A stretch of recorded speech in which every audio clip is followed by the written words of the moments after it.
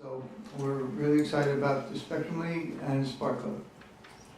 This year, we're looking to increase our membership, and if you're not a member, we really need your support. It's only $50 a year, but what it does is it tells other organizations, especially those that grant funds, that we're viable and that we have the support of the community.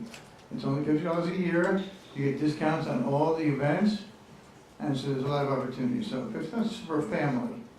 So on your way out, you might want to check about that or check on our website, and just go into donate now, and it's $50 a year, and you become a family member. For those that are professional members, like Julie or Jack, if you'd like, and others, maybe there's some therapists, doctors, etc., attorneys in the audience that work with individuals with autism. Your professional fee is only $250 a year. So that really helps us a lot.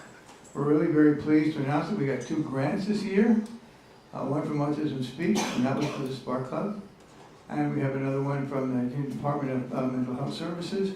And we're working on developing that with several other projects. Anybody have any questions about Federal Autism Alliance? Well, let me then first introduce our first guest. It's Julie Esprit. E.B. McKenzie. E.B. McKenzie. McKenzie. I know, Julie it's E.B. McKenzie. So I'm going to help Julie with her PowerPoint. Julie, is your mic? You want me to get this up? Great. So if you do not have one of these booklets, this is what we're working from. I don't hand out the PowerPoint because it's all in here. So if you don't have one, if you would please let him know. The other thing is, I work for the state. State Council on Developmental Disabilities, your tax dollars at work, thank you very much. But part of what the state likes to know, and the federal government, which is actually where the state councils are founded, they like to know that what we do produces something useful for the community. So I have this survey. It's very short. And when we're done, I would be most appreciative if you would take 30 seconds and fill it out. And then just, I guess, leave it on the table over there. Also, at the bottom, you will see a space for you to put your email if you're interested in receiving our newsletter. What this is, it comes from our office, and we alert people to issues, information, things that people need to know that are in the disability community. You might also get an email or two either from our office in LA or a headquarters office in Sacramento, but we do not give your email address away anywhere else. You won't get spam, I promise you. So, that being said, how many of you have heard of the State Council on Developmental Disabilities? Ha! That's more than I usually get. The joke is always, we're the best kept secret in California. So our job is to provide systemic advocacy for people with developmental disabilities. What does that mean? It means we do things like this. We teach people about their rights, about the service system. We talk to lawmakers about things that need to change to be of benefit to people with developmental disabilities. That happens mostly at our headquarters office. We also keep track of what's going on locally. LA City, LA County for us. What is the County of LA doing? What is the City of LA doing that is either beneficial to people with developmental disabilities or contrary to their interests, and how can we influence them? And then last but not least is we do what we call technical assistance. What that means is you got a question, I'm not getting what I need for my kid from the regional center or from the school district. Help me understand how to navigate the system. We'll sit on the phone with you for as long as we need to help you understand what it is that you can do.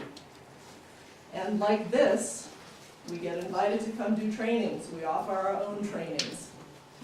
So, we're happy to come back on many different topics. Tonight, we're gonna focus on the ABLE Act. Well, what does that have to do with living options? And hopefully you'll find out. It's all about money when it comes down to it, isn't it? We'll get the next slide.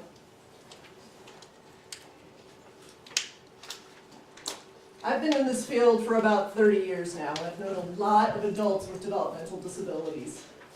And I'm sure Jack will concur with me that one of the biggest issues is that people are stuck in poverty. When you receive SSI and other public benefits, you can have up to $2,000 in cash and assets. That's it. I can't tell you how many times I have gone to a group home, for example, and I'll hear the staff talking and they'll say, oh, we gotta take Joe out to spend his money down or he's gonna lose his SSI. We gotta buy him something. Well, that's just backwards, right? So when I heard about the ABLE Act, I was thrilled because it finally creates an opportunity for people to get out of poverty. Up until now, the only option really was a special needs trust. How many of you have set up trusts? Great. This does not replace trusts. It's another possibility. Next slide, please. So with the ABLE Act, the Achieving a Better Life Experience Act, that's what the acronym is for, people have a new way of saving money and protecting their public benefits. It is a tax-advantaged savings account. It allows people to save, and we'll talk about numbers in a few minutes. So if you're wondering, well, how much can they save? We'll get there.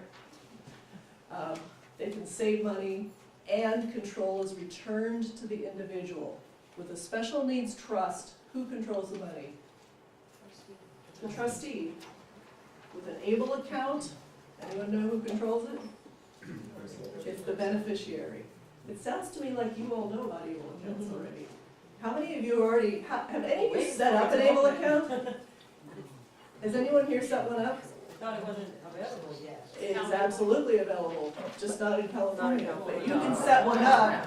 You could go home from here tonight and set one up. We'll talk about how to do that. All right, next slide, please. So, eligibility. You must be disabled before the age of 26. There is a push to make that age higher, but right now it's 26. If a person receives SSI or SSDI, there's presumed eligibility, but there are other paths. If a person has a disability with marked and severe impact to their functionality, they'll be eligible. It's pretty wide open as long as it happens before the age of 26 and the disability is expected to last a year or more. This is not the same criteria as a developmental disability, much broader than that. Next slide. Everybody can have one account only. The beneficiary owns the account, and for California, it will be a board called the Cal-Able Board that will manage the account.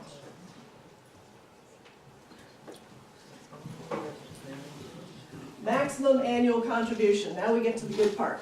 Money. This amount just went up. So if you're thinking, well, I thought it was $14,000. It was until this year. Now it's $15,000 a year that can be added to an account.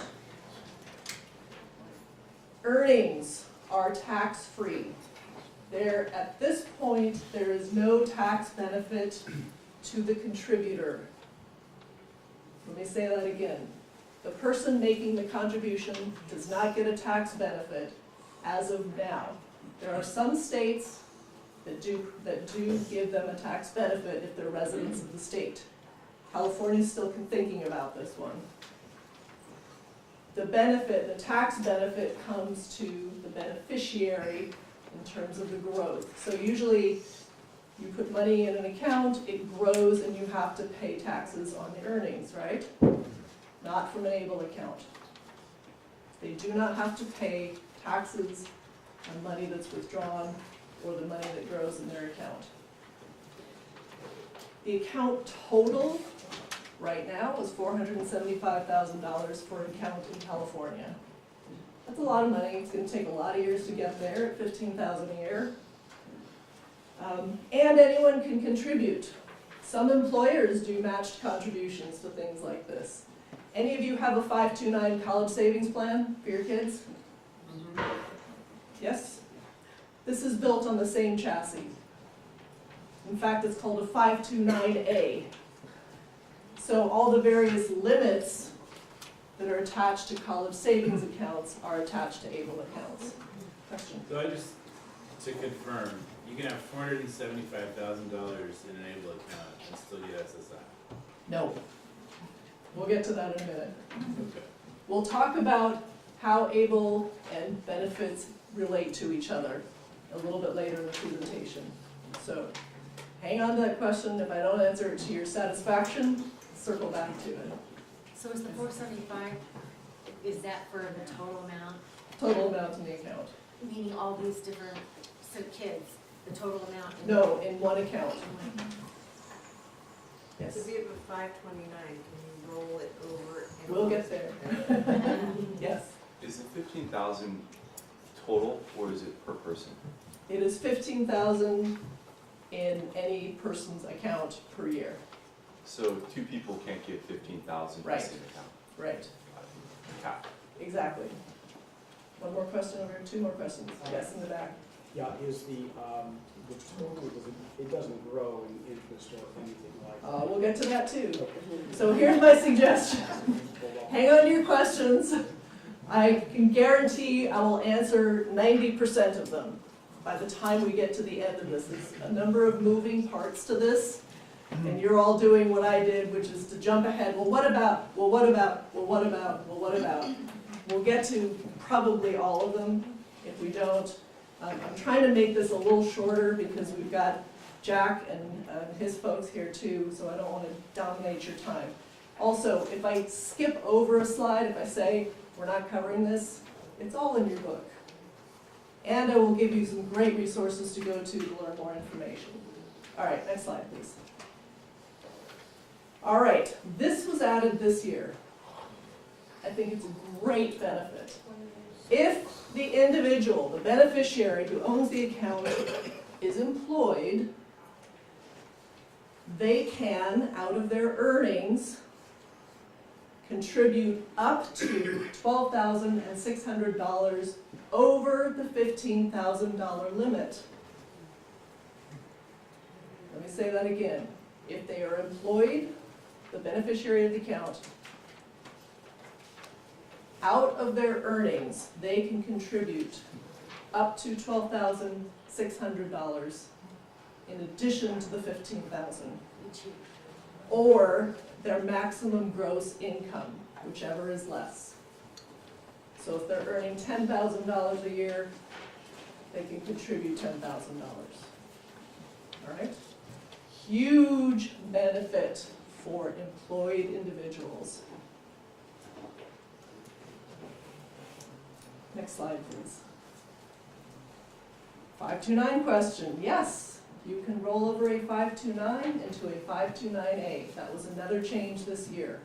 People lobbied hard for this. Your kid's born, I'm going to be a responsible parent, I'm starting a 529A plan the day after my kid's born, a 529 plan. You start moving towards junior high, high school, your child has an obvious disability. Now, many people with disabilities go to college, but there are some that won't. What do you do with the money? Well, now you can roll it into an ABLE account. Yay! This rollover does count towards that annual cap of $15,000. So we roll $15,000 over from the ABLE, the 529 college savings plan into the ABLE plan. You can do it $15,000 at a time. The other option, if you have 2 children with disabilities,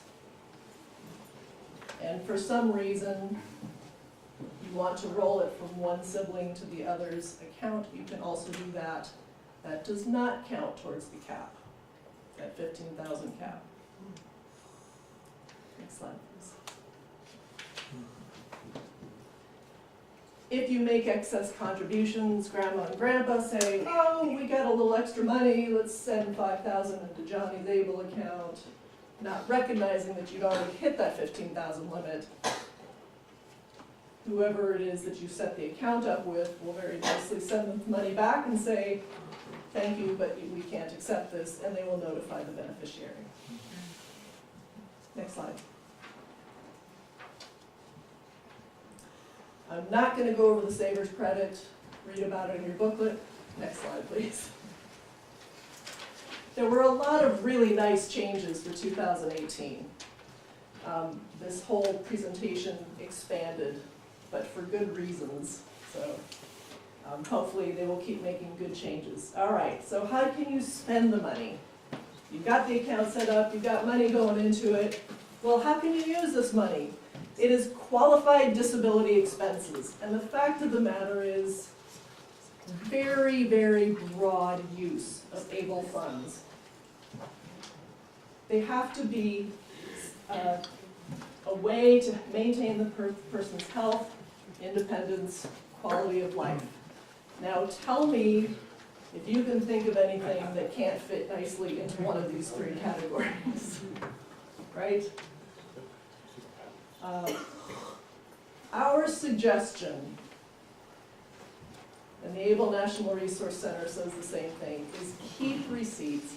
So just as you would keep books on anything on your own taxes, in case you're audited, these can be audited. The IRS can audit these. So you want to have receipts and maybe a line on how the money was spent, so that you can justify it if and when this account is ever audited. It doesn't need to be big. My recommendation is, if at all possible, teach your child how to do this. Great learning experience for them. Next one, please. Here is some things you can use the money for.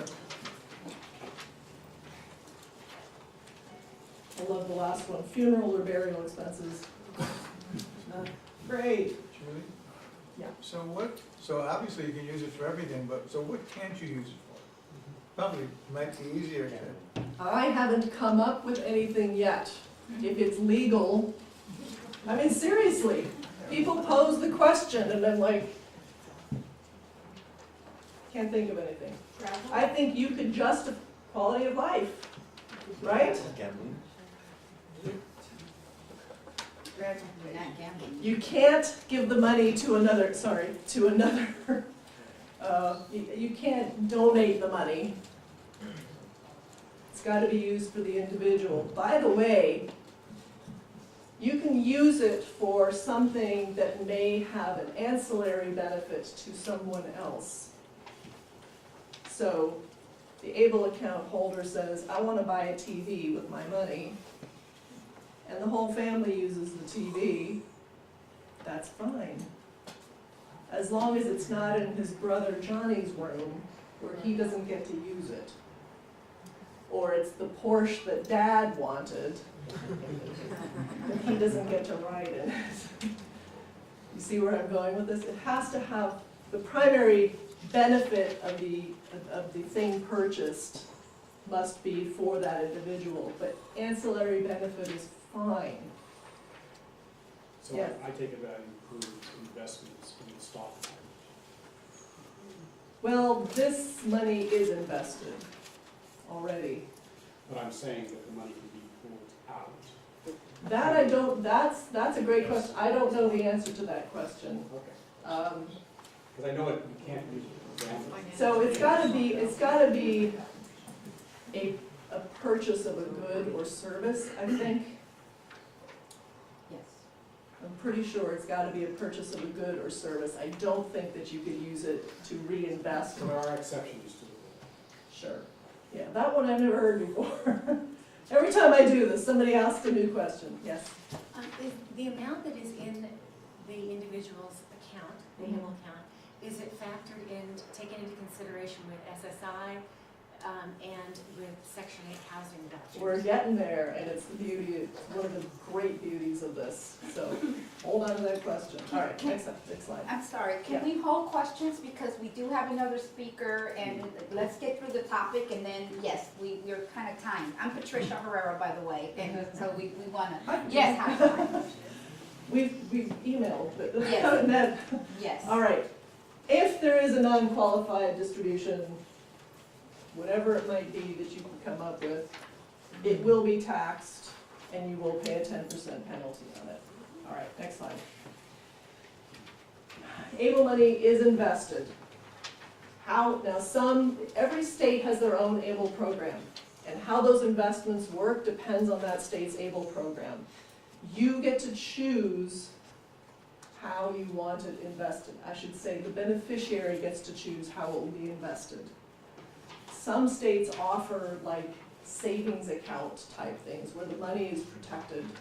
You're not gonna lose it. But others, just like you have a retirement plan, you can choose how aggressively you want it invested.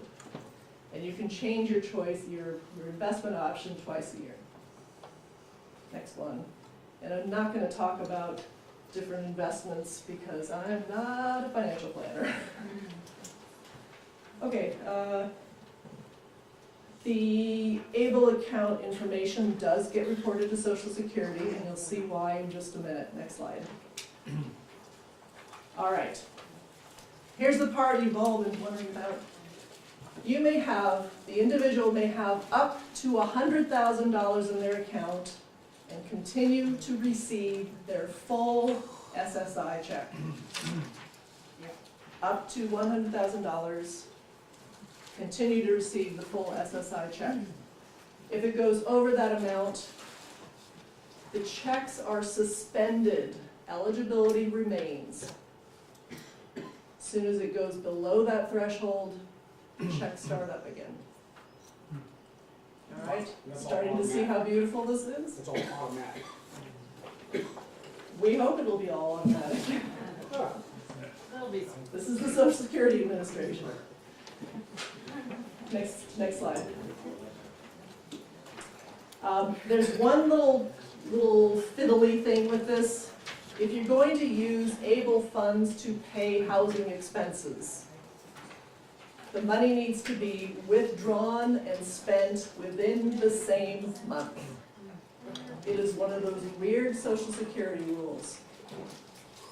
So if rent is due on the 5th of the month, you pull out the money sometime after the 1st of the month. All right, next slide. With Medicaid, which is Medi-Cal in California, you can have any amount of money in your ABLE account and still receive Medi-Cal.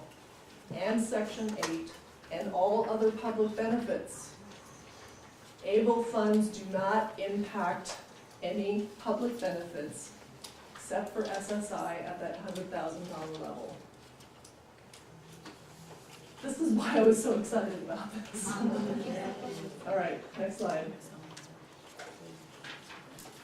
So the account belongs to the beneficiary.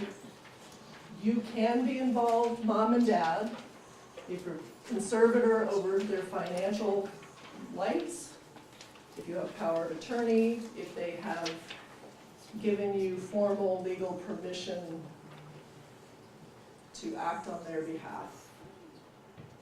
You can help.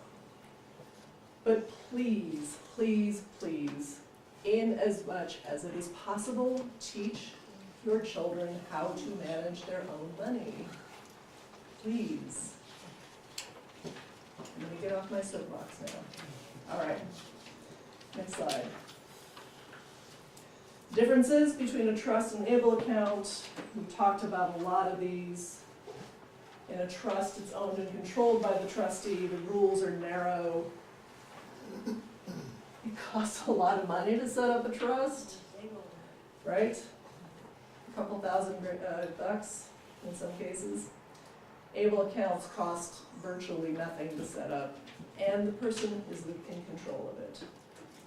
Next slide. I'm not gonna go through our examples, they're in the booklet, and this is where I'm gonna cut this short. So, at the back of the book, you will see a particularly good resource called the ABLE National Resource Center, ablenrc.org. You will learn everything you want to know about ABLE accounts on that website.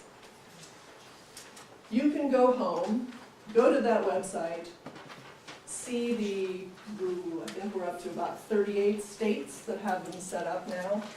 Most of them accept out-of-state account holders. You and your son or daughter could set one up tonight.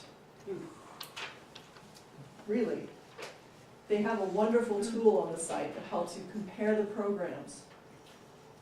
So you can select 3 or 4 different states and see all different things about each of those ABLE accounts and decide which one makes the most sense. If you really want it in California, CalAble, I keep hearing December, though I'm not holding my breath. But once CalAble is up and running, you can transfer it from Massachusetts or Florida or wherever you set it up to California if you just gotta have it in your home state. Do you have a suggestion? Nope. My suggestion is set these up as soon as possible. I am a huge fan of ABLE accounts.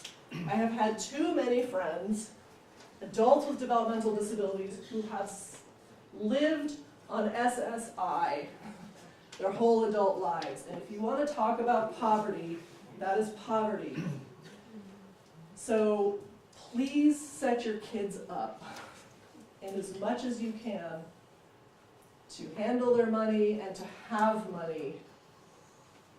Get them employed, help them think about themselves as employable and employed, because you get another $12,600 a year in your account that way.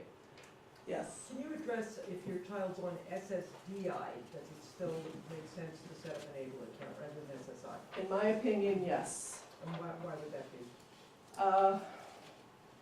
Because ABLE accounts are tax advantaged and they can grow. So if you put it in an investment option and the money grows, they don't have to pay taxes on it. I mean, any account where you don't have to pay taxes on the growth is always a better account, in my opinion. But again, I'm not a financial planner. You have to keep your own counsel about that kind of thing. But in my opinion, having known a lot of adults with developmental disabilities who have lived independently, this tool right here is a game changer. Yes. And what happens when they pass away to that ABLE account? So it just like any other asset in the person's estate, it gets dealt with in however so if they set up a. Because I heard it can go back to You're the talking state. about the clawback provision. Correct.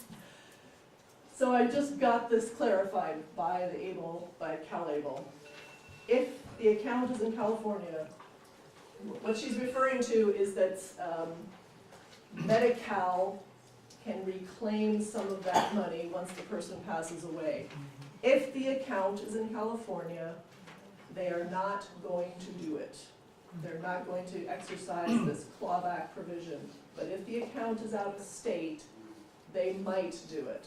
It is not guaranteed, but they might do it. So it may be that you decide to set one up now and then move it to California because there's a little bit of a benefit when the person passes away. But that's one that keeps flipping around, and that's where they finally landed. Do you know if you have a 528 plan that's already created some earnings and you transfer that all over into an ABLE, will those earnings still be tax-free when you take them out, or will you still have to pay taxes on those? That's my understanding, is that it's like kind of a blind move from one account to the other. So you can just kind of pick up that whole sum and drop it. Now again, that is subject to that 15,000 max. Right. So if you've got $30,000 or $40,000 in there, you can do it 15 at a time. If you already have a special need trust, should the able account be outside the fund of the special need? Is it outside of the funds of the special? Should it be, It's- or should it be, Yes, because you kind of lose a lot of the benefit if you put it under the special needs trust. Yeah. Now, you can actually, depending on the terms of the trust, you can put money from the trust into an ABLE account. So if your son or daughter is just starting to learn about how to manage their money, now, we all learned those lessons early on in our lives, right? How many of you made big financial mistakes early in your life? I'll be the first to raise my hand. Don't be afraid to have your children make some mistakes if they're gonna learn from them. So you put some money into an ABLE account and start teaching them how to use that money wisely. That's my opinion. So I have a question about this delta between the $100,000 and the $475,000 cap. Because if your kid is doing well and they've got, people are putting in 15 and they're making enough money that they can put in their own 17. So just to make the math easy, let's say it's 25,000 a year. So Mhm. that's a little off, but in 4 years, they're gonna hit the 100. Right, Now, once they hit that 100, even though they can get up to 475, they're gonna be penalized because now they're gonna lose their SSI. Yeah, but yeah, but they're gonna have all that money. money, exactly. Right, So- okay. Viewing it as a penalty, yeah, kinda, but you're talking about, $887 a Right, but you month. can't, you can't, the accrual idea of getting it up to 475,000 isn't, you wanna stay below 100 at all times. Well, that depends. That really depends. If your goal is to keep them always getting an SSI check, yes. They're gonna have all their other benefits, Medi-Cal, Section 8 if they get Section 8, IHSS, those stay in place even over that 100,000. Yep.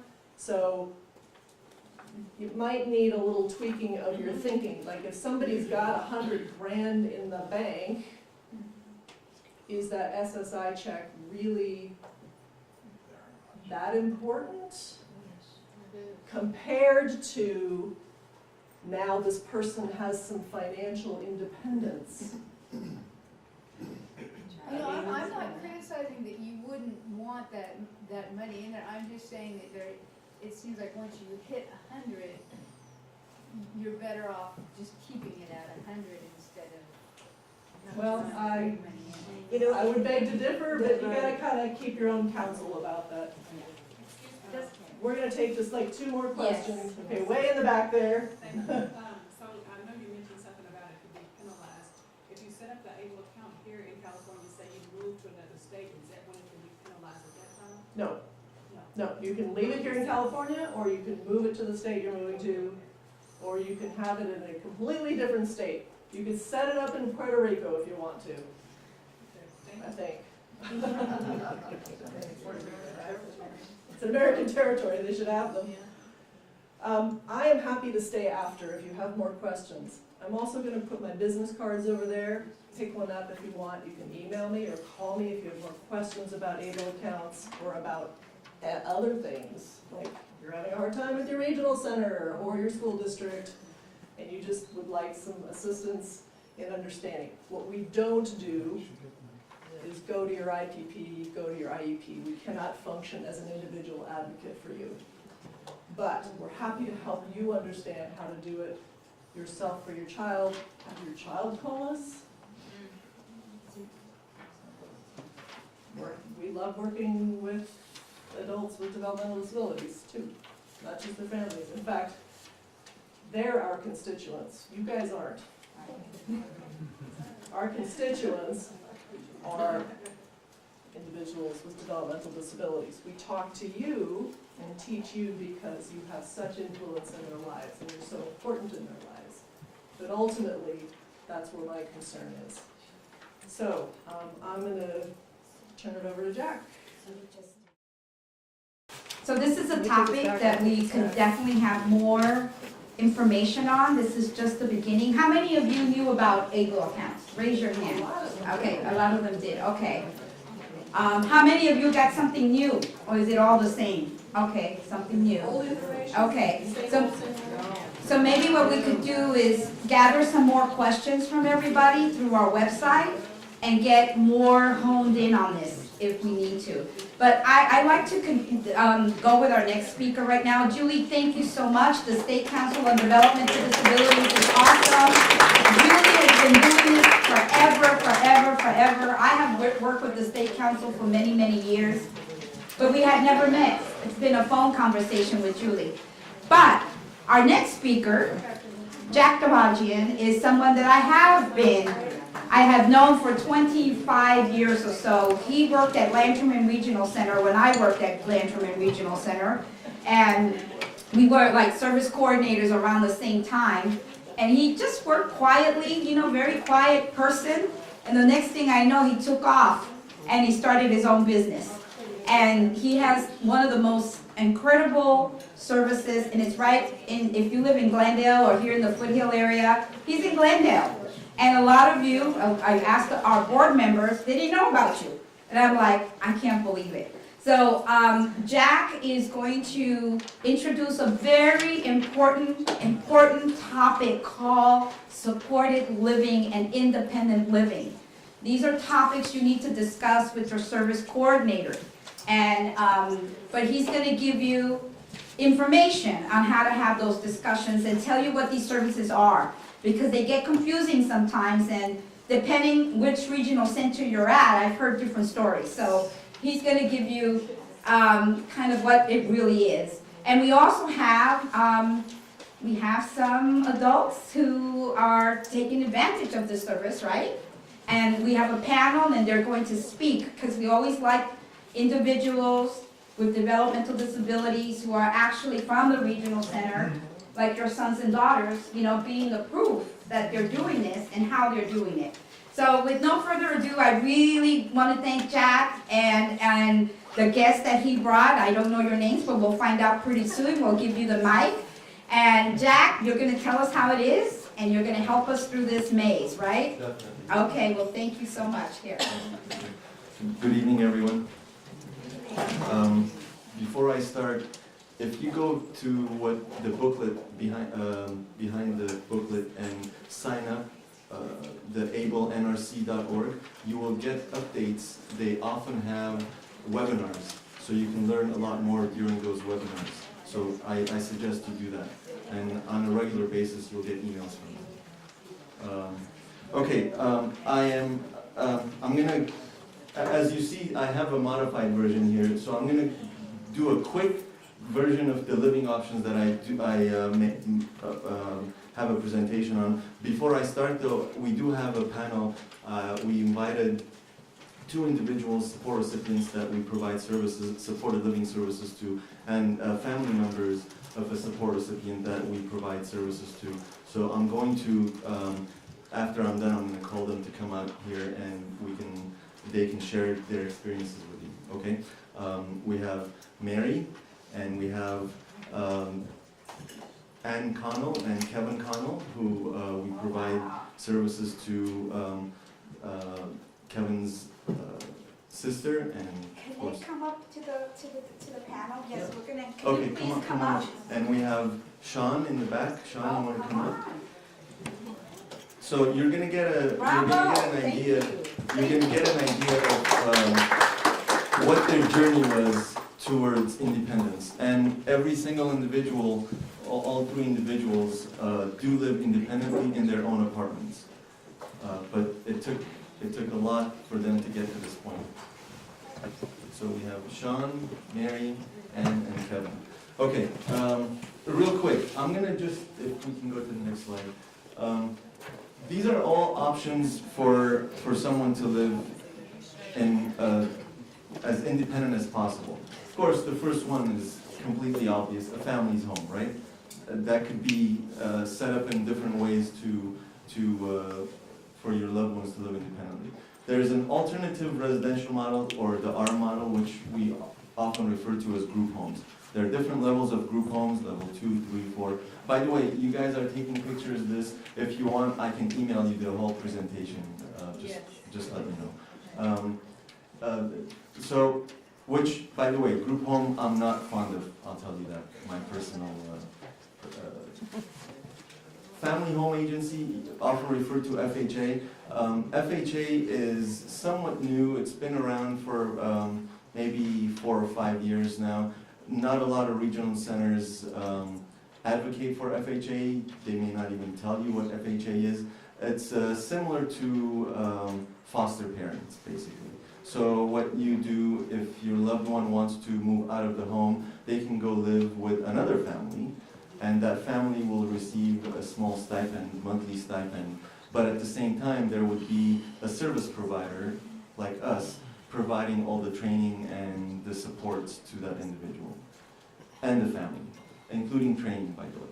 But it has strict, the FHA or the family home that is vendored has to abide by certain guidelines and certain educational studies. Then we come to adaptive skills and community integration program. These are both services that your sons or daughters may receive before they hit age 18 or age 22, which is school age. A lot of times you may have heard if your son or daughter is attending high school and they're in the FACTS program. How many of you guys know FACTS program? The transition program, right? 18 to 22. A lot of times regional center says, no, there's nothing because it's a duplicative service and we can't give you any ILS, so independent living services. But there is adaptive skills or community integration, which is not considered a duplicative service because it is community-based. What is adaptive skills? They basically go out into the community and it's very similar to independent living services. They teach them how to become as independent as possible, go out into community, maybe do some shopping, some safety skills, mobility training, budgeting. So. I thought adaptive skills is where you develop adaptive tools. Well, when you look at the program designs, they're set up more as independent living services. And then, of course, we have the independent living and supported living. Now, read the note. I put, although state regulations cover all regional centers, each regional center may have different guidelines for each service as they consider state regulations to be minimum requirements or standards. A lot of times, this is a way for them to deny services, so be careful of that. So, independent living services, anyone who receives, traditionally ILS was a big ticket item for regional centers. Around 2010, 2011, when the state had a big budget crunch, the first thing they touched was ILS because it was a high ticket item for regional centers. So before, regional centers used to provide ILS, and they didn't really do any adaptive skills, community integration, any of that. They just, you went and said, I want ILS for my child, or my daughter, my son. Even if they went to high school, they said, sure, we'll give you about 15 hours a month, which is about 3.5 hours a week. But then budget crunch came, they said no to ILS, and then they said no more than 2 years, and you may still hear these things, but they're not in regulation. When you look at Title 17, none of that is in regulation. It all depends on how much stomach you have to fight the regional center to get Interrupt just a services. second, we have 2 cars blocking, we have somebody leaving with a van, the Mazda 7RKX100 needs to move their car please, and the Volkswagen 7UN G941, a black Volkswagen, is that yours? Okay. It just needs to move it, thank you. So, independent living services is typically, at this time, is typically given to individuals 22 and over. And again, they do tell you, some, not all, they've been better at this. They do tell you no more than 2 years, but make sure it's not written in the IPP, right? We'll get to the IPP pretty soon, which is individual program plan. For them to say 2 years on the IPP? Don't make sure it does not say 2 years on the IPP, right? Because the IPP is your ultimate contract with them. And then there's supported living services. The only real requirement for supported living services is for an individual to live in their own home or apartment and have the contract in their name, right? That is an absolute requirement. The difficulty comes, especially now, is finding affordable housing. By the way, City of Glendale, even if you don't live, you should apply for it, has an opening for Section 8 vouchers. They have 31 or 32 available, and they've already received, I think, close to 8,000 applications. But go ahead and, I still suggest you guys go on their website and complete the application. You never know what happens. It's a lottery system. And they will have another project coming up by probably October 2019. 5th and Sonora, there's going to be 7 apartments that are allocated strictly to developmentally disabled adults. It is a senior housing of 66 units, out of which 7 are specifically allocated. That is not out yet, but pretty soon, probably mid-2019, that will come up as well. But keep your eyes out. Okay, next slide, please.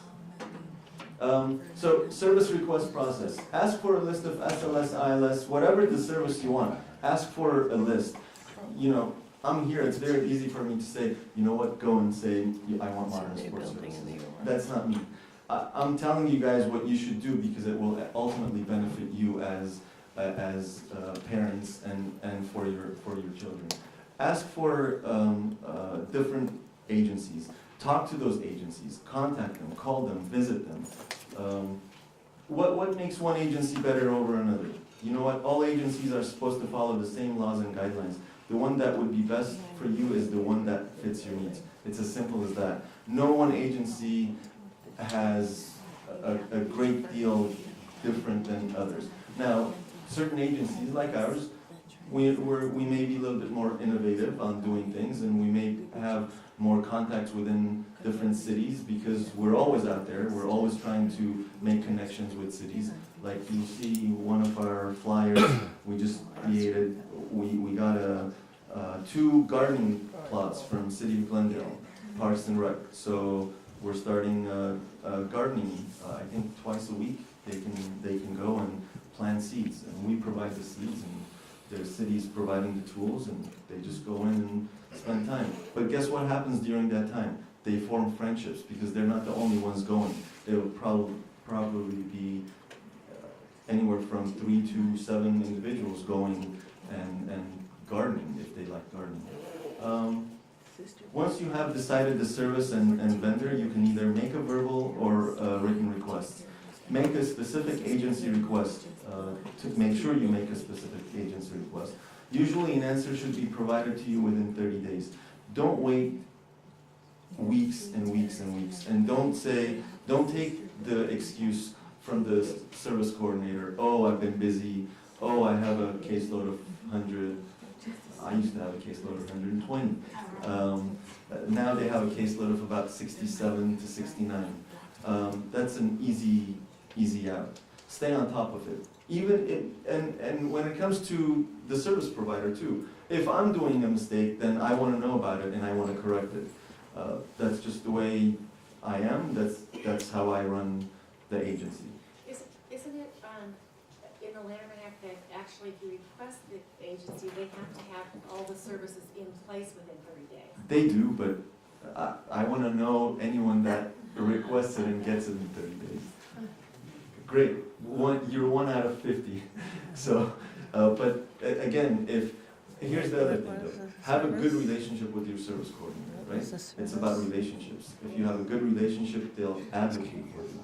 They'll know who your son and daughter is, and they'll advocate for you. Call an IPP in writing.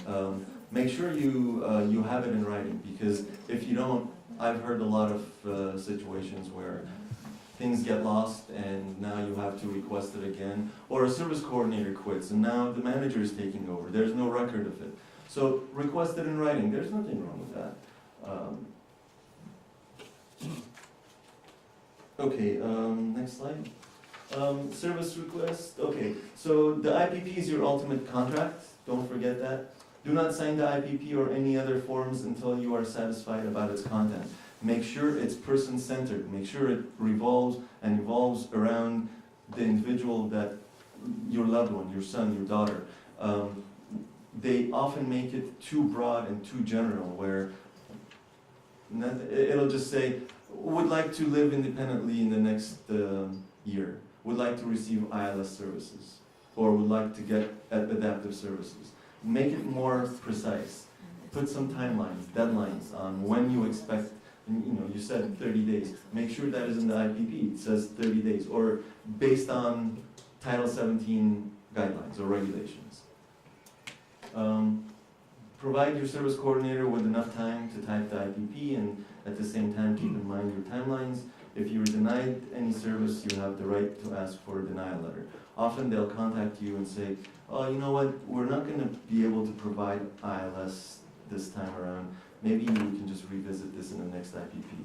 If you disagree, or if you agree and say, okay, no problem, now technically that was a denial, but since you're okay with it, they just move on.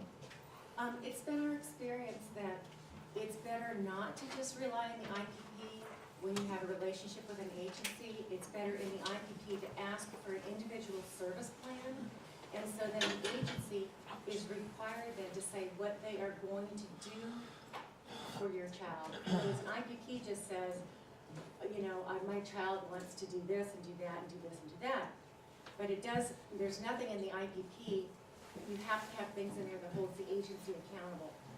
Like, for example, you would say, I'd like to have an individual service plan, and in the service plan, I'd like it to say when the services will start, what exactly the services will be, when will they be, who's gonna deliver it, get it really nailed down as far as what exactly the agency is going to do, who's gonna staff them, and what the training of the staff is. What is the training that your staff gets? So that process is after you receive the services, right? The ISP is formed by the agency, but not until you get that agency to provide the service. But sometimes you need to go in with it. It's better to go in with the information and with your schedule written out and what you plan on doing, because I think it makes it more something definite that they see you have a plan. Sure. And what the regional center doesn't tell you, and the agencies don't tell you, is that in your IPP, you can say, I want my son or daughter to have an individual service plan before the services start. Anything that's in the IPP, that's the contract, so that's where it's really important. Okay. Again, I'd like to have everybody hold questions so we can get, That's okay. yeah, we need to. But it's 8:30. I know we're limited in time. So what I'm going to do is pass on and give an opportunity to the panel to talk a little bit about their experience. So every single person here, Sean, Mary, and Mrs. Connell's daughter and Kevin's sister, come from a different background. I want them to briefly explain to you to where they were and where they are now and why they chose the path towards independence and towards getting their own apartment.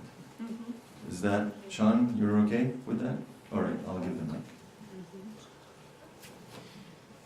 Hi, my name is Sean, and I was originally in a group home, and it didn't fit my liking because I didn't feel like I fit, and so I chose to broaden my perspective and try and gain in some independence, and so then I went into supported living, and that's where I stand now in my own apartment, and I'm very happy. Sean, how long did it take you to get your own apartment? 3 years. How long were you in a group home before that? Since 1999 till 2000.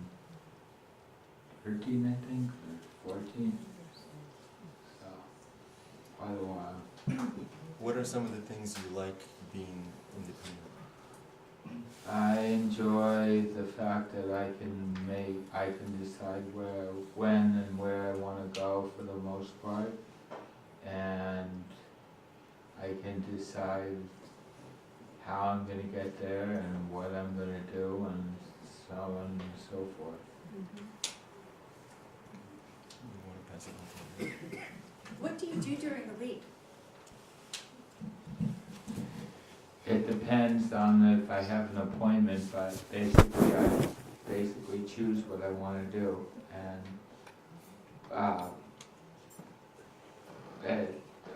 it varies depending on if I have an appointment or a doctor's appointment or something, but for the most part, whatever I choose to do. Sean, what Yes, supportive services do you get to enable you to live independently? what do you mean? I What don't- kind of service do you require and that you get? Support. Well, I have supported living, I have a staff with me and that helps me out and does things that I need. Thank you. Do you pay your own bills? Do you take care of all your finances by yourself? To a certain extent, yes, but I have it paid because that's just the way that I had it set up before, so it's the way that it is right now, but Do you organize social activities with other friends and peers yes, that your SLS agency organizes for you? not that they per se organize, but I basically decide to do it and then I do it. If that makes sense.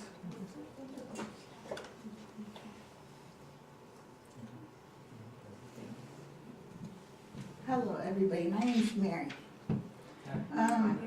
I was in the system since I was 9 months. I grew up in very bad neighborhood, abused, abandoned, and I lived in group homes my whole life. I thought I was never gonna amount to anything because I was always told you're gonna be institutionalized. Basically, you're gonna be locked up. And a light bulb came up to me one day when it says, you know what? The way I'm acting is not okay, you know? And I got to live in a group home, and they finally, I consider it saved my life, with elderlies. And I started seeing that, okay, I can do it, I got a job, I got a lot of things from being and learning a lot of domestic skills. And basically, when I chose to move out on my own, it was really a choice that I had to make because I kept telling myself, no, I'm gonna live in group homes my whole life. That's where I lived, that's all I knew. But I got the opportunity to think about it. I had a friend who told me one day, Mary, you're 20-something, you're still in a group home, you're very high functioning, you can do it on your own. And it clicked to me one day, and I said, you know what? So I was sitting at a Goodwill table, and I said, you know what? Let me call my service coordinator. And I said, I want to live on my own, She said, well, you're working, save up $15, so I said, no, $1,500 to pay for first and last month's rent.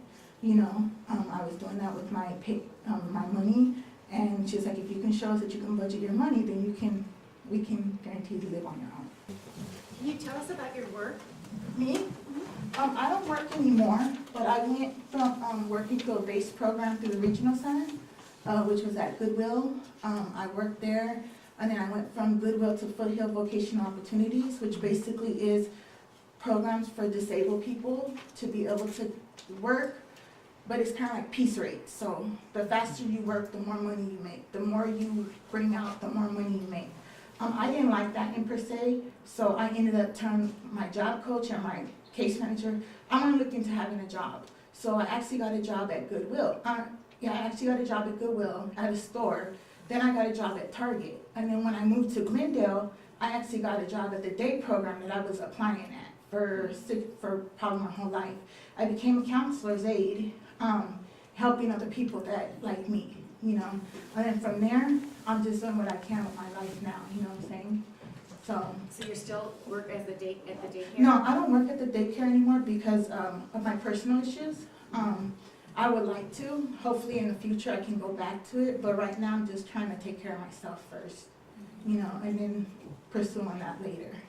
And I said, I want to live on my own, you know. She said, well, you're working, save up $15, so I said, no, $1,500 to pay for first and last month's rent. You know, I was doing that with my my money, and she's like, if you can show us that you can budget your money, then we can guarantee you to live on your own. So I actually got my own place, and now I love my own place. You know, I'm not told when to go to bed. I'm not told what to do. I'm actually told in my own house, myself, that I can do it. A lot of the services that I get, it's like, to be honest with you, I looked at other services and other people when I was first moved, because I was North LA Regional Center, and I kind of looked when I was taking a stride to move on my own. I told them I didn't want to move to no other company. I wanted to stay with Jack because I've known him for a long time, you know. He's known me through my struggles and stuff like that, so I felt like, you know, I got a charisma, you know. And I was living on my own for, I think, 4 years, right, Jack, in the window one? About 4 years in a studio. And now I consider my place that I live at a mansion because I live in a 1-bedroom, 543, been living there. It opened up about 3 years. Actually, Sean moved there too. So I'm living now from a single apartment that didn't have AC, that didn't have heaters, to an actual 1-bedroom, you know. And I kind of look at it like, dang, you know, I have the support. Even if I have hard times, I know I can rely on my caretakers. I know I can rely on myself. But majority of it, I do myself, because that's all I have is me. You know, I don't have family like that. You know, I probably have one sister, but I don't rely on her like that, you know. So it's just me, you know. So I completely consider myself like proud that I made the decision myself because I was going another stride, you know. And I once, you know, did it, but, you know, I kind of tell people that I'm kind of a testament to people to show that when people tell you, now I'm going to tell everybody else, that's not what I am. And I just want to say thank you to the company and the regional side. One more thing to say to that, I came from a group home. I came where, when I was younger, I thought I had to steal. I thought I had to steal to provide for things. And I think with me now, I live knowing that, okay, you know what, I don't need to steal, you know. I'm doing it on my own, you know. So I kind of like look at it like, you know, hey, every child deserves an opportunity to find that dream home one day and be able to say, this is mine. Nobody's gonna take it from me but me because I worked for it. You know, and that's why I kind of chose the company that I did, because it's like, I felt like I learned behaviors that I had when I was younger and I adapted when I was younger. I still have hard times, but I've learned how to talk to them instead of kicking my staff out and telling them, I don't want you guys to be here anymore, instead of hitting people. And you know, I went from being in the hospital every 2 months to now I probably go once or twice a year for psych. So that's a testament to myself too, that my life is getting better being on my own.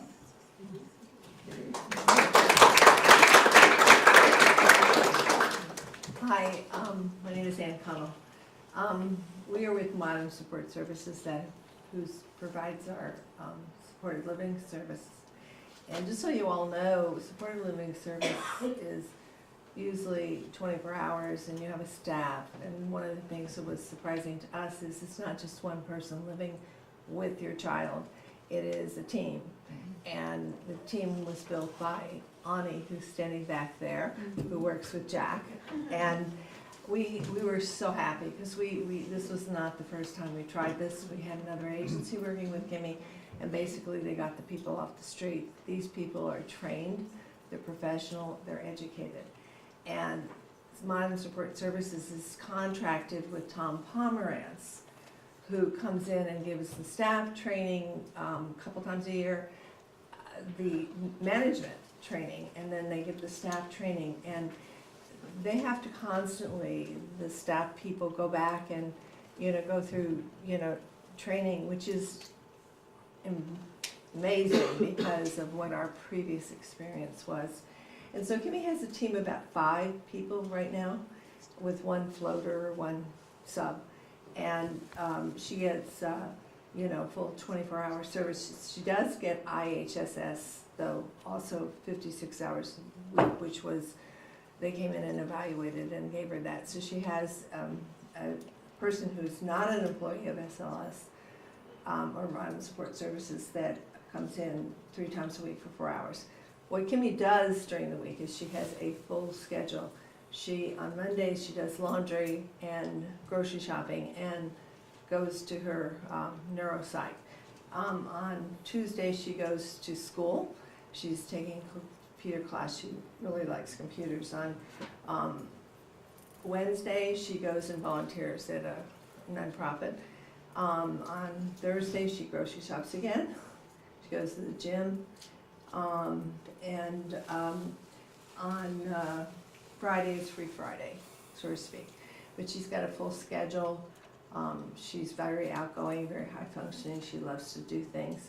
I think she runs her staff ragged sometimes. And we're just so very happy, and it all comes down to the agency that we're with, Modern Support Services, who actually, they're just so thorough in vetting the people that they hire. And so that you really feel comfortable with, who is working with your child. So anyway, I will pass this on to my son Kevin, who is actually co-conservator now. My husband was supposed to come, but he wasn't feeling well. So we substituted Kevin. Came down from San Francisco.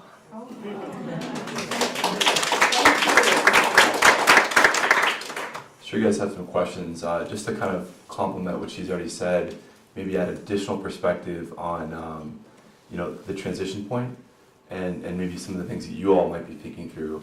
So Kimmy, some facts about Kimmy. She's 38. She's diagnosed with autism. She's 40. She's diagnosed with autism. She's been living independently for 4 years. She's been with 2 different SLS agencies. Prior to that, she was at home. And so talking about the transition point, going back to the original question that Jack asked, we made that transition at 34, or 36. I can't add tonight. So we were very late in the game. Sounds like Sean and Mary were much earlier. And kudos to them for navigating it on their own. We were pretty lost. We had a situation where we had an individual at home that really could no longer stay at home. And we were prolonging the decision and not seeing an option that made sense. We looked at group homes, we looked at independent living, we looked at a few other options. They were either very expensive, $70,000 a year expensive. They were dangerous in terms of group homes, or they were options that just were going to take years and years and years and years. And so we were sort of pushed into a corner at the transition point with some incidents that happened that caused my sister to be put into a hospital. And maybe some of you are familiar with those types of incidents, but seeing your sister in College Hospital expedites that process. So I talked to Jack at that point, and Jack gave me a really long overview on SLS and opened my eyes to it. And it made a lot of sense for us for a lot of reasons. Number one, it was affordable. The state steps in and pays for these services, right? So you're cutting your budget in half. Now you only have to pay for the housing and the food. So that was number one. Number two, it was customized. With a group home, you have multiple people in there, and the staff to person ratio is very low, very high, excuse me. And in terms of tailoring, SLS provides that one-on-one support along with additional tailoring to that support. So we do a lot of work with Ani and her team to figure out weekly what Kimmy's up to and tailor it to her. So that was number two. Number three, it was relatively pliable. I mean, we didn't have to kind of accept the home and the circumstance. We could choose the home. We could put it in a place that was, convenient and affordable, and control some of those factors you can't control with group living, right? Where you're sort of placed in maybe a bad neighborhood. So those are some of the major thoughts that I would have about the transition point. It was really hard on Mom, and we've been through quite a bit together on this. Hello. But as you can tell, she's very satisfied and, you know, happy to take any questions. So, this one's for Jack. When you go to the regional center, they say that you cannot get supportive living services if your son or daughter lives in the house. That they have to have left the house, and they cannot be in your house and request the service. They have to be out of your house. And the service that they will offer you is independent living skills. So is that true? Because I hear different things from different regional centers. And so, and most of the people here are from Lanterman, right? Most of them are. Who else is from another regional center? North LA? North LA. Okay, and then East LA? Okay, East LA and West. Okay, but the majority are Lanterman, and you'll hear different stories. So you work with a lot of regional centers, so you don't work just with Lanterman. But that's typically right. They won't give you supported living services if your son or daughter is living at home. What we typically say is, why don't we start off with ILS or independent living services? Or sometimes, depending on the regional center, they'll say okay to what we call transition supported living services. So we get a small amount of hours. We basically do a lot of apartment search, and it's not much. But some regional centers do that. But typically, it's ILS to start off with. Because that's the first thing, because when you go to your IPP, you have to know the terminology, you have to know what you're asking. That good word, transition, ILS services, is a good word to, if your son or daughter is in your home. Okay. The other thing that I know that families have done, if they can afford it, they get duplex. You know, where you can have your son, you know, some of you may not want to have your son or daughter too far away from you, and I don't blame you, because there may be a lot of issues, or you just want to, kind of keep an eye. And some families have, if they can afford it, they're looking for a duplex where, you can live in the front, they can live in the back, and guess what? They're independent. Now you get supported living services because they're not physically in your house. They're in another section, but you're basically there. So that's another thing that I know. The other thing I want to ask you is, okay, you can answer to that one too, but I want them to get very practical tips, because the supported living thing, you can't go too broad. It's very tricky because it's customized. It could be 24. Okay, another myth. Oh, but that's only for people who are high functioning, in parentheses, or independent. No, they're very involved individuals getting supported living services. So it's not made for one particular person or another. It's very customized to what they need. So I'm going to turn it to Jack, but get very specific on... It's regardless of the intensity of the disability. That's based on Title 17. So it doesn't matter if they need total care or they're completely independent and they just want 5 hours a week and live in their own apartments. That can be considered supported living. Some regional centers may also tell you, well, unless it's 24/7, then we're not going to give you supported living. That's not true. You can get, again, as I said, it can be 5 hours a week and it can be called supported living. It doesn't have to be called ILS or anything else. There are, the good thing about supported living is there are number of different ways of setting it up. It's between you and don't get me wrong, it's a lot of hard work. It's not easy. Supported living services is probably one of the most complex services you can receive, right? Because it's a lot of involvement on your end and on an agency end.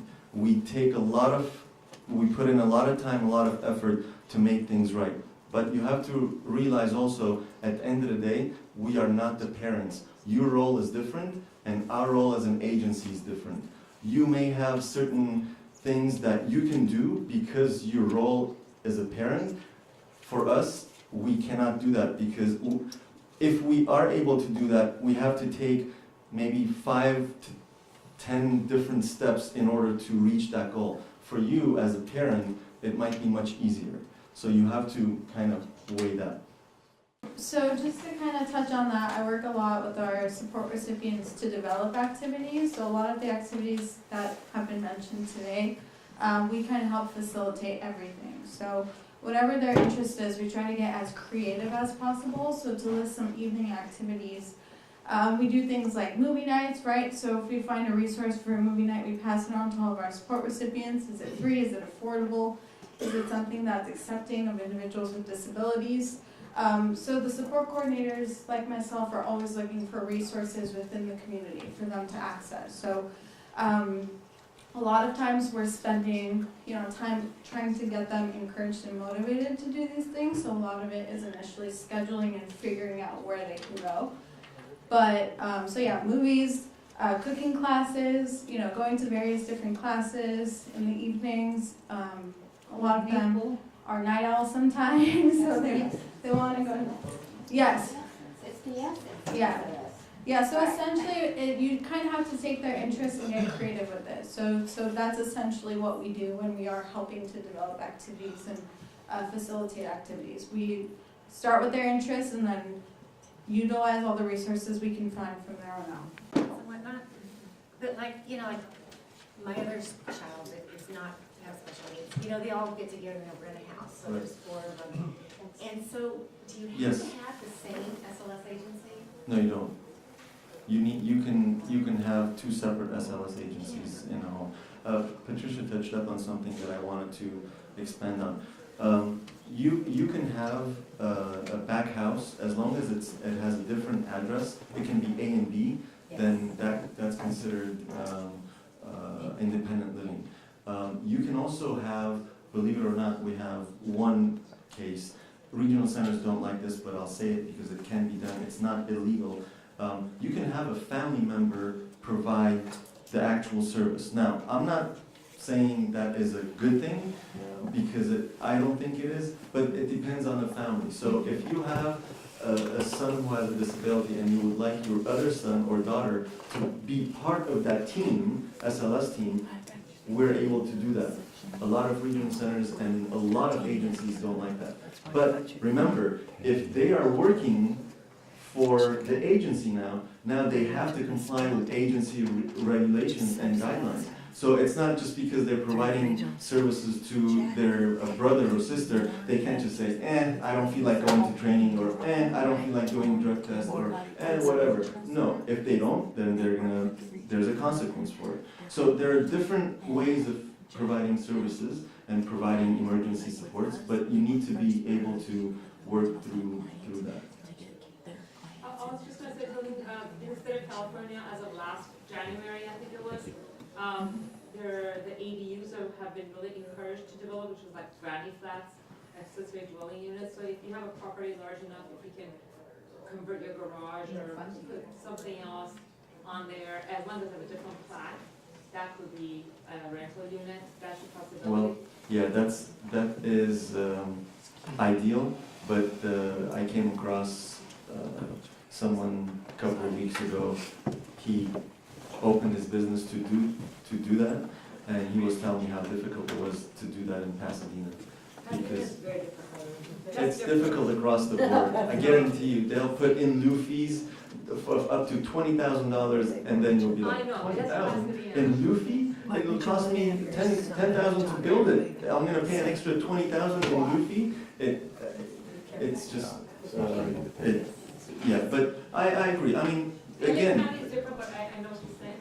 The other thing that I have a question, let's just say you have another rental place that has like 3 bedrooms. Can you put people with different, either with disabilities, like 3 autistic kids in the same place? Yes. But then, like, if you're the owner, are you supposed to charge them rent, or how does that work? Like, Yeah, if you're a family member and you want your son to live in that apartment, the 3-bedroom apartment, but at the same time rent it out to 2 other individuals, yeah, you can charge them, let's say $500 rent per room per month, right?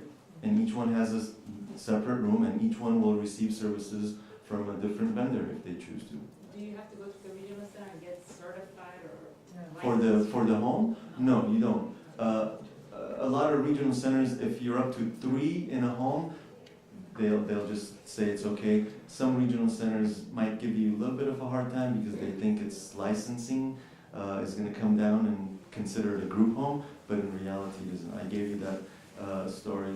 They live in Lakewood. I think it's Lakewood or Long Beach. They have four bedrooms, 4 individuals that we've been providing and they were getting services from different agencies. Eventually, everyone ended up choosing Modern Sport Services. We don't, no pressure, that's just the way it worked. It could have gone the other way. Do you have a territory? I'm sorry? Do you have a territory boundary?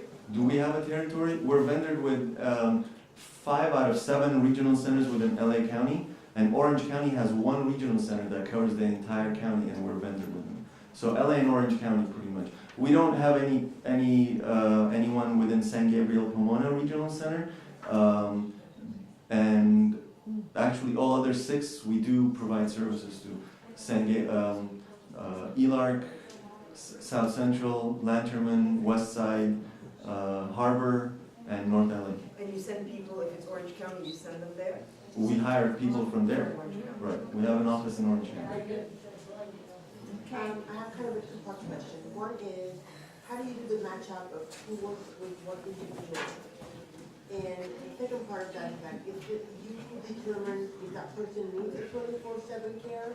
Or is it something that the parent or the guardian says that, I feel like I want this for my individual? Or is it something that you decide? We go through an assessment, and the assessment is coming to your home, meeting with you and with your son or daughter, and figuring out what the needs are, and based on that, we'll make a proposal to regional center. But from the very beginning, if you say we want 24/7, we'll try to justify that. If it's not warranted, we'll tell you, you know what, we're not going to be able to get 24/7. I don't think your son or daughter will need it. So we'll try 8 hours a day, or 16 hours a day, or 20 hours a day, and we'll see how it goes. If we need to, then we'll request more.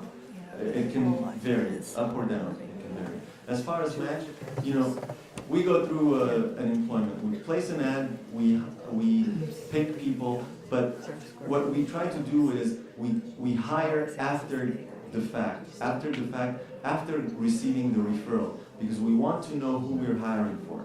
We don't have a pool of 20 staff sitting around so that when we get a referral, we'll say, okay, number 2, number 5, number 10, you guys are going there. We don't have that. So we get the referral, we get the funding, and then we say, okay, and that's exactly why a lot of times, this is one of the frustrating portions of SLS, families get frustrated. Well, when are you going to start? Well, you know what, if it's 24/7, I need to hire about 6, maybe 7, anywhere between 5 and 7 individuals. Guess what, especially now, as she put it, with pay rates, with unemployment being lowest for the past 25 years or so, it takes a lot of time, a lot of interviews to go through. You schedule an interview, out of 10, probably, and I'm not exaggerating, 3 will be no-shows.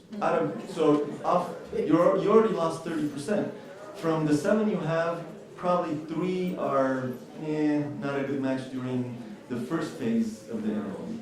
Now you're down to 4. So now you're interviewing 4 and trying to pick one. Well, that takes time. It can take anywhere from 3 months to 6 months but we're constantly running ads. There's no time that we say, okay, no more ads. We're constantly running ads, constantly interviewing, constantly rehiring and hiring.